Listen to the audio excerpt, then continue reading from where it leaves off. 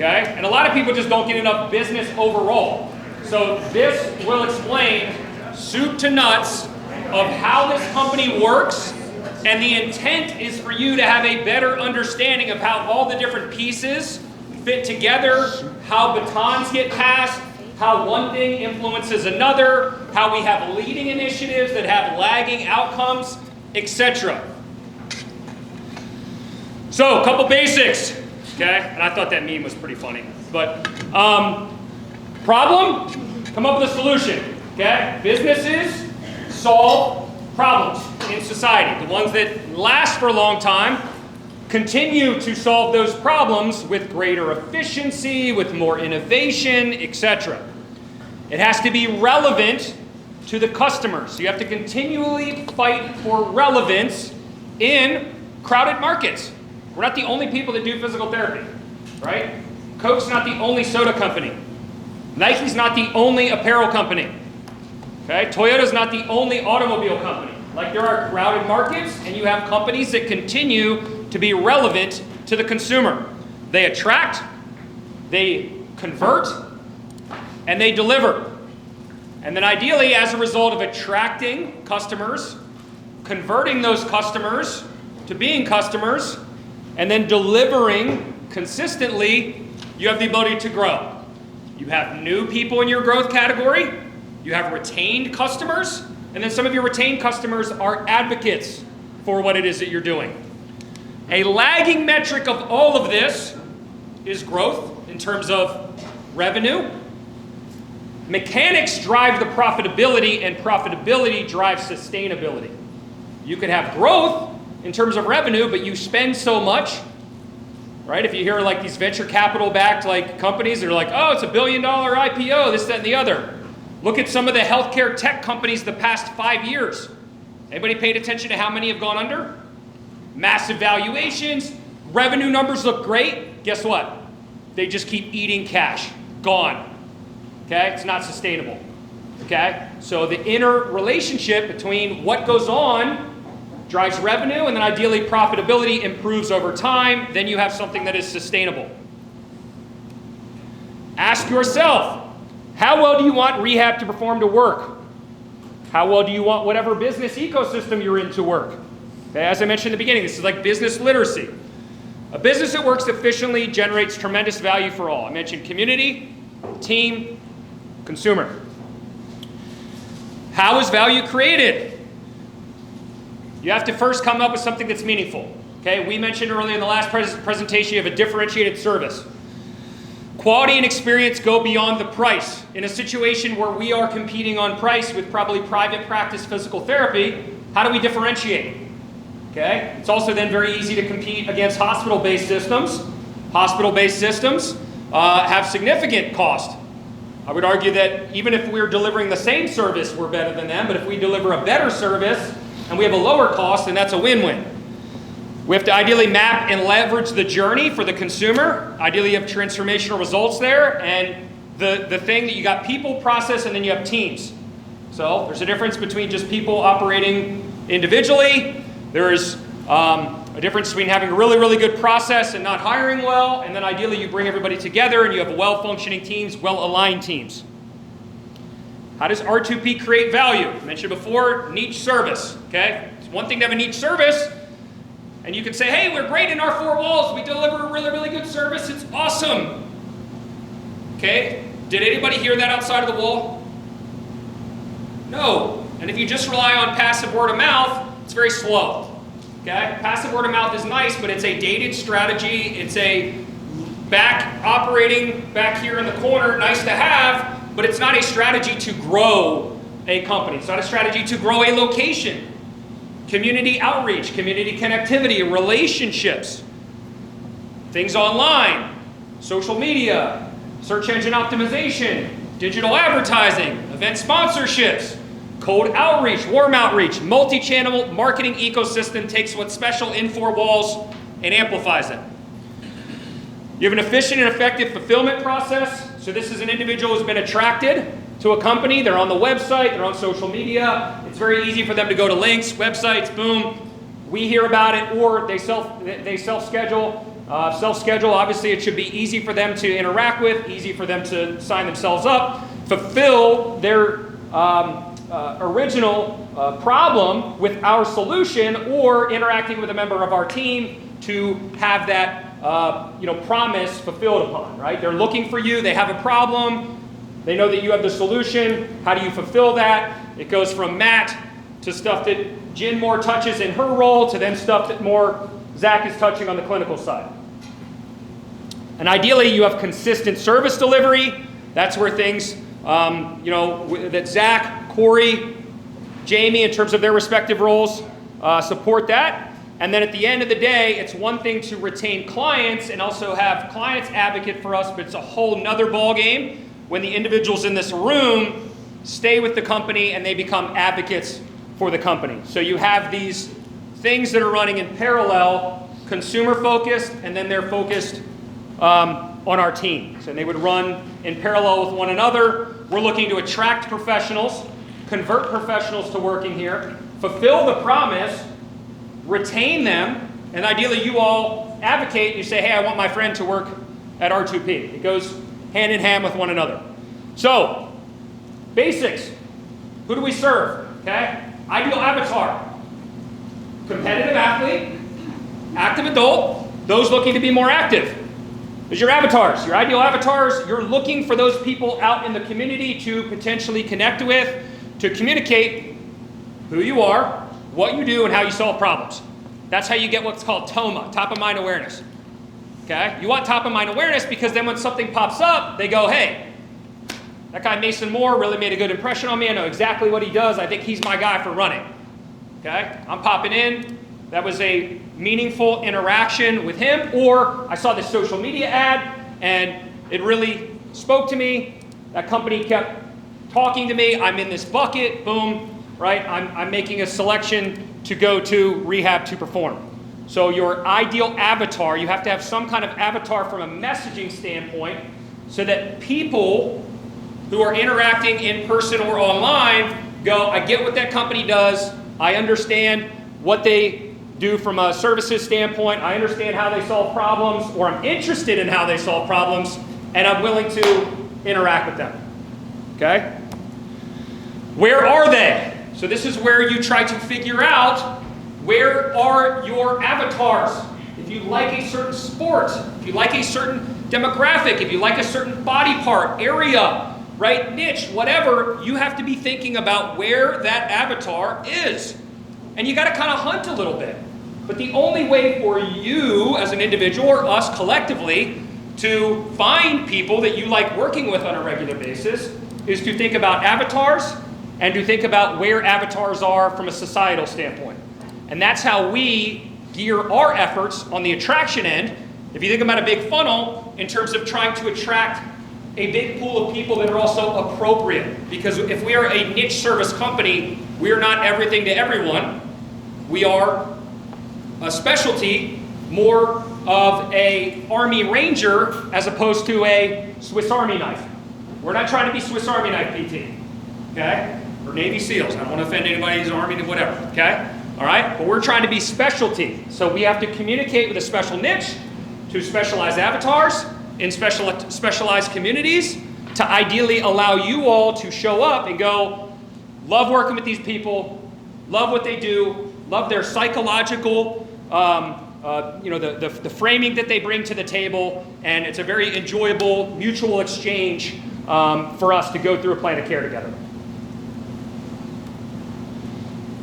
So, and actually, I would be remiss if I didn't bring this up.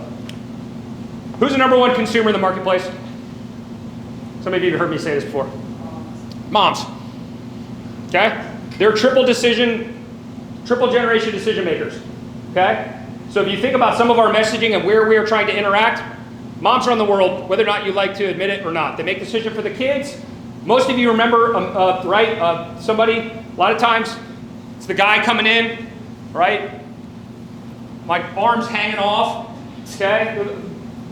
Men are not good consumers, right? They're the worst when it comes to healthcare because they usually kick stuff down the road. Women are proactive.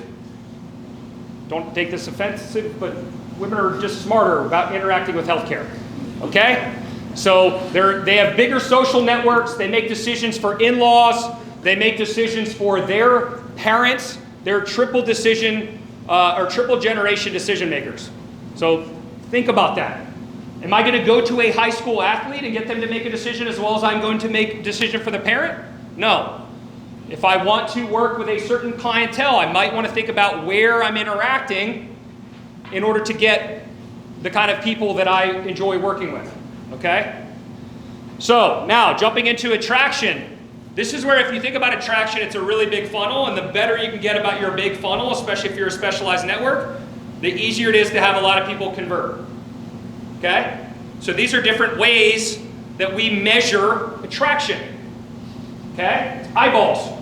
Okay? Eyeballs. Okay? See it, see it, see it. Not everybody needs PT at all times. So what do you have to do?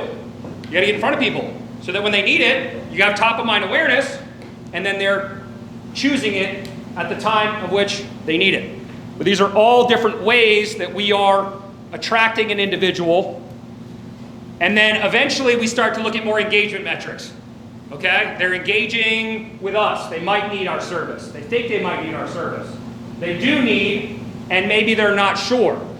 These are different ways for us to look at it, and I would say the biggest KPI that we look at, and we've been talking about more, cost per conversion. How much does it take for us to spend money to convert somebody to get their formal engagement, which is them saying, I'm interested, or I've potentially set up an appointment and I'm ready to have you, from a company standpoint, fulfill my interest in your company's solution.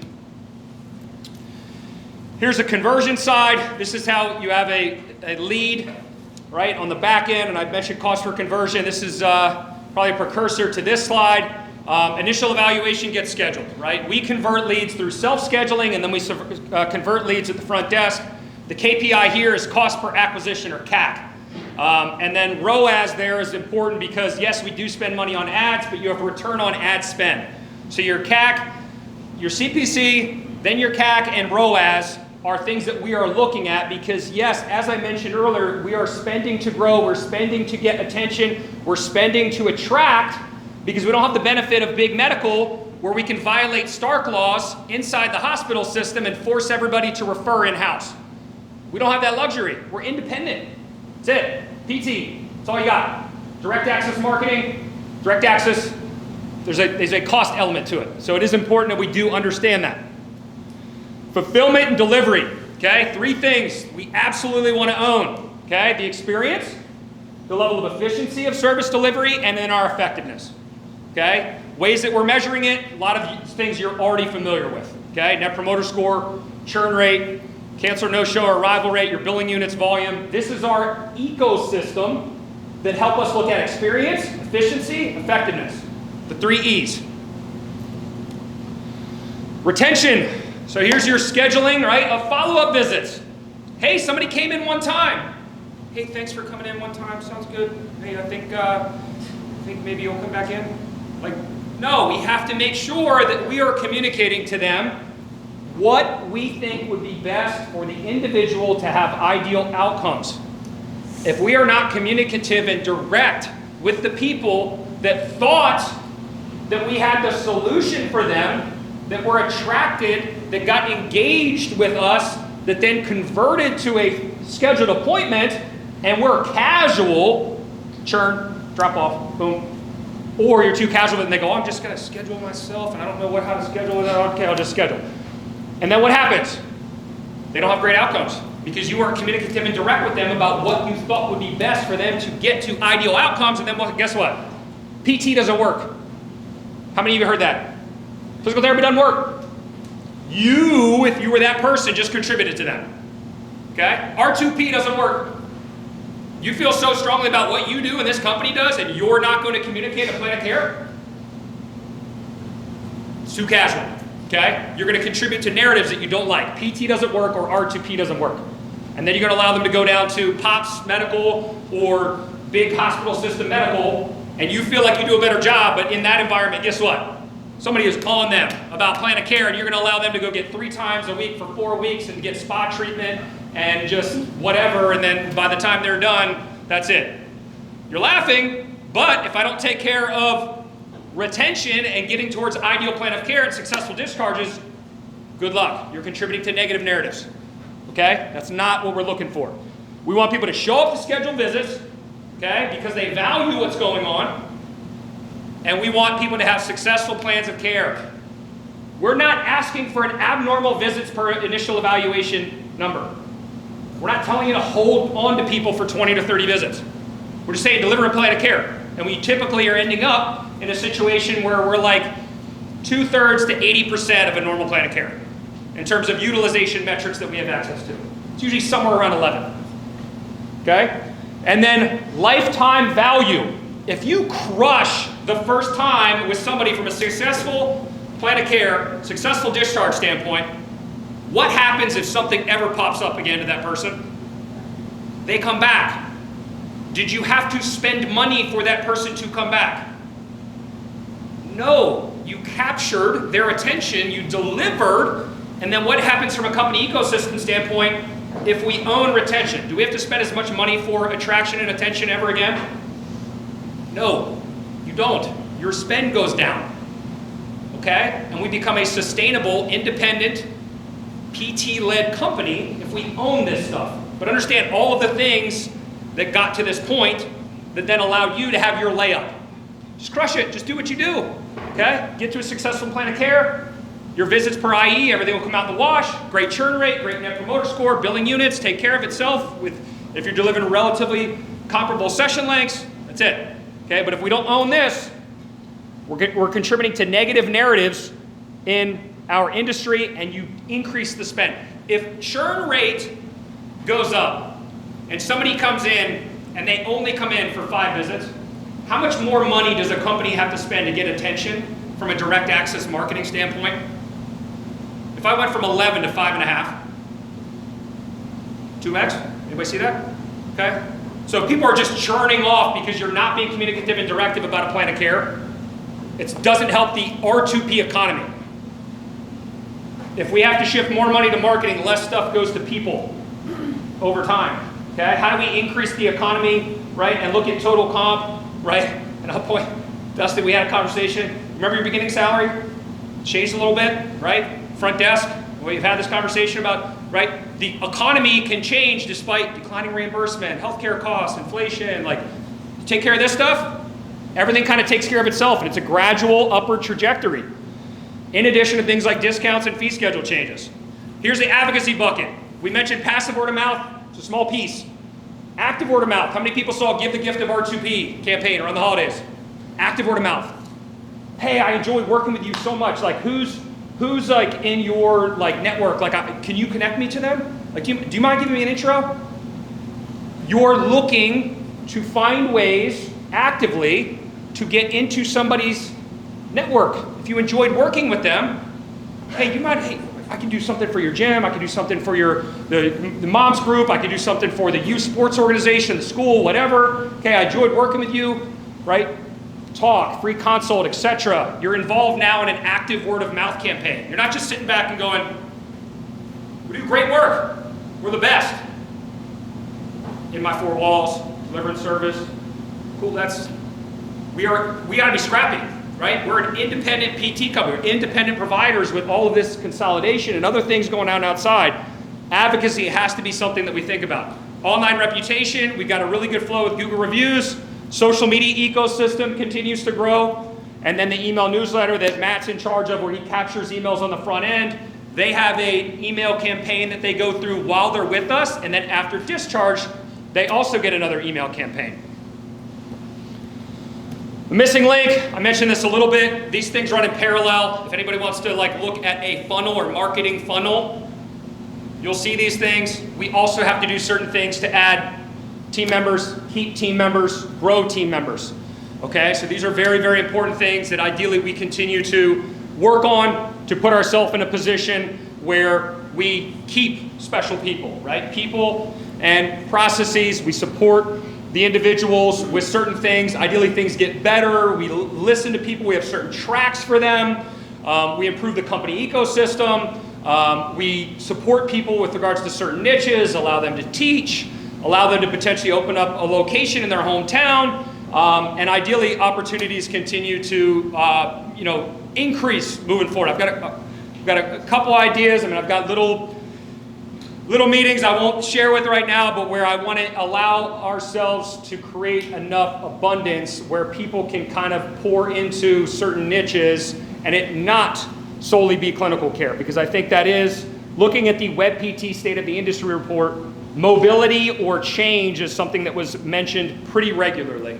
Advocacy of the team, that's the employee net promoter score. That's the how likely are you to refer somebody to work here. That's where we get a better pulse on how we're doing to create an environment that you like enough to share with people, much like we want to create an environment for customers to like it enough to share with people.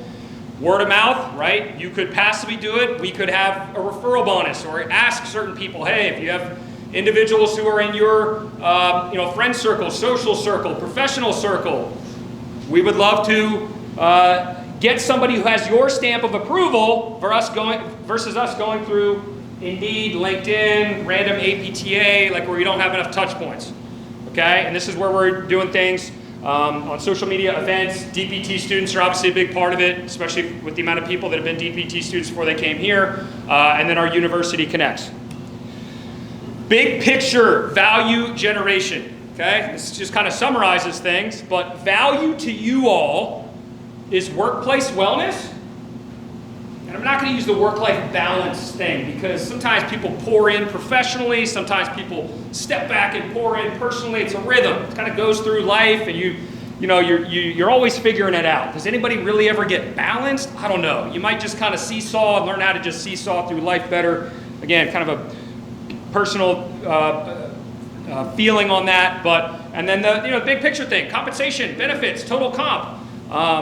We've been able to change our company economy despite, until this past year, not having anything in the way of really meaningful discounts or fee schedule changes. You do that by running a more efficient company. You do that by doing more work from a company standpoint and it being easier. That's a way that you get more money in terms of the bigger pie to the people. Okay, so you have a certain percentage to people, certain percentage to operating expenses. If we're not efficient, we have to have more money towards operating expenses, more money towards non-billable providers. Okay, that is burdensome, administrative burden or OpEx burden. So we're trying to find ways to be as efficient as possible so that we can provide those things to you all. From a customer standpoint, value to them is ideal outcomes. Value to them is a change in their trajectory. If they interact with PT, it is everything that they thought it would be and more. You just change that individual's trajectory. I don't know if you ever think about that, but think about the people that say PT doesn't work, RTP doesn't work, shots, surgeries, right? Stuff that's not necessarily positive. That's a different trajectory. So I don't know if you ever think about that on a big picture level, but like an interaction that you have, like a successful plan of care, that person coming back and just choosing a more conservative means to like managing themselves on a wellness level, huge, like lifelong effects. And then business, I mentioned this. If we have a predictable business, you have a profitable business, and a profitable business is a sustainable business. If we grow and we have revenue and spending and some of these costs get out of control, no matter how revenue goes, the business could be gone. There's 9-figure businesses, there's billion-dollar businesses that have to shut down because they cannot come up with mechanics of business that allow them to be predictably profitable. Okay? There is no slush fund for an emergency. Sometimes people sit here and transparently speak, people are like, oh, how'd you guys handle the pandemic? Thank God we had a profitable business before the pandemic. Okay? Thank God we got to make some decisions where we went, okay, like, what do we have to do from a furlough standpoint? What do we have to do? Like, all right, we're not dire straits because we ran a good business before. Like, when bad stuff happens, you need that profitability work. Okay? Over time, market forces and stuff like that allow you to kind of go with the ebbs and flows.